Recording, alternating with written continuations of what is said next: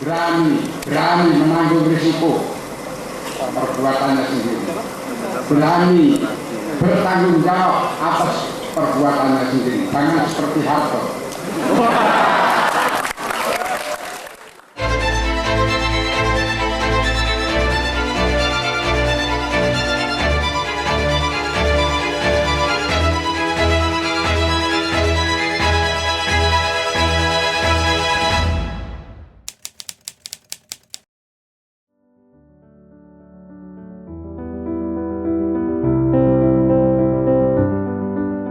Pramudia Anantatur pernah direpresi negara.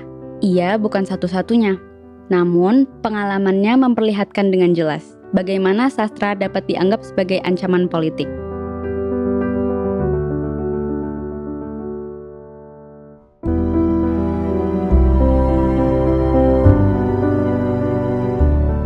Pram ditangkap oleh tentara Belanda pada pertengahan 1947.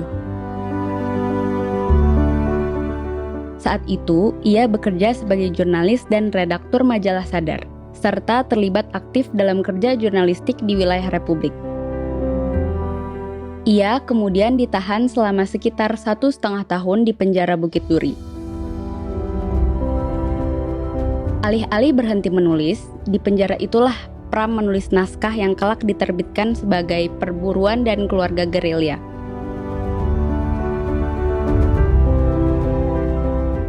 Memasuki awal 1950-an, di Indonesia muncul perdebatan tentang peran seni dan sastra. Dua arus besar muncul. Pertama, Lembaga Kebudayaan Rakyat atau LEKRA yang mendorong sastra untuk berpihak pada kehidupan rakyat. Kedua, Manifest Kebudayaan atau Manikebu yang menekankan otonomi seni dari kepentingan politik. Pram tertarik pada LEKRA. Ia lebih memilih menempatkan sastra sebagai bagian dari realitas sosial. Meski LEKRA berada dalam lingkaran politik PKI, tapi sebenarnya keanggotaan LEKRA bukan keanggotaan partai.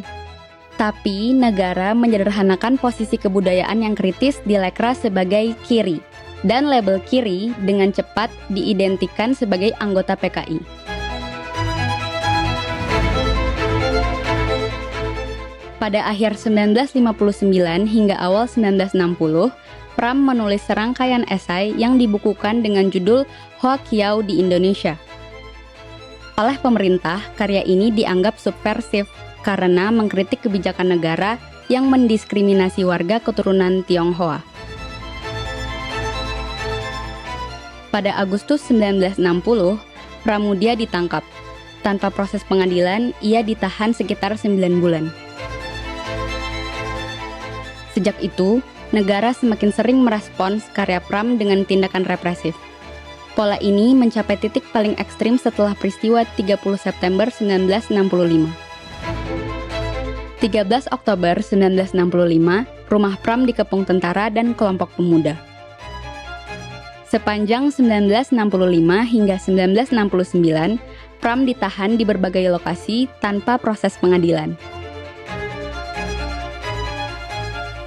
Bersama sekitar 12.000 tahanan politik lainnya, Pram akhirnya dibuang ke Pulau Buru, Kabupaten Buru, Provinsi Maluku. Di Pulau Buru, tahanan politik menjalani kerja paksa, membuka hutan, membuat jalan, dan mengolah lahan. Semua dikerjakan tanpa upah dan dalam kondisi kesehatan yang buruk. Dalam kondisi penuh tekanan, tanpa akses buku dan alat tulis, Pram secara diam-diam menyusun tetralogi Pulau Buru, yaitu Bumi Manusia, Anak Semua Bangsa, Jejak Langkah, dan Rumah Kaca. Karya itu pada awalnya tidak ditulis, melainkan diceritakan secara lisan kepada sesama tahanan politik. Di Pulau Buru, Pram juga menulis Nyanyi Sunyi Seorang Bisu. Buku ini adalah kumpulan catatan non-fiksi, berdasarkan pengalaman pribadi Pram sebagai tahanan politik, termasuk surat-surat untuk anak-anaknya yang tidak pernah dia kirim. Atas desakan internasional, setelah 10 tahun di Pulau Buru, Pram akhirnya dibebaskan. Namun kebebasan itu bersyarat.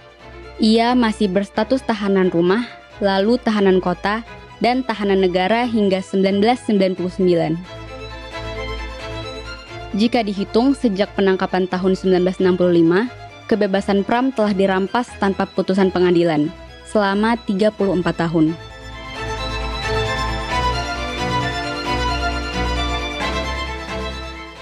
Meski bebas, tapi buku-buku Pram dilarang beredar. Alasannya, karya Pram menyebabkan ajaran komunisme.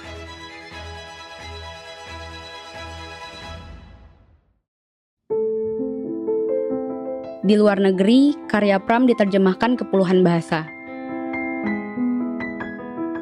Pram menerima Ramon Magsaysay Award pada 1995 dan Fukuoka Asian Culture Prize pada tahun 2000. Nama Pram bahkan beberapa kali disebut sebagai kandidat penerima Nobel Sastra.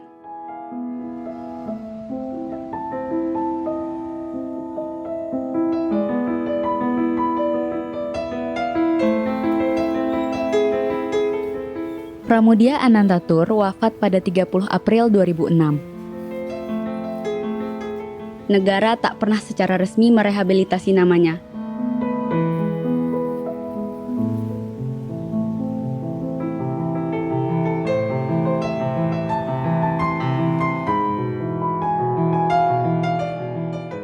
Kisah Pram menunjukkan bagaimana dalam sejarah Indonesia karya sastra dilihat sebagai ancaman politik.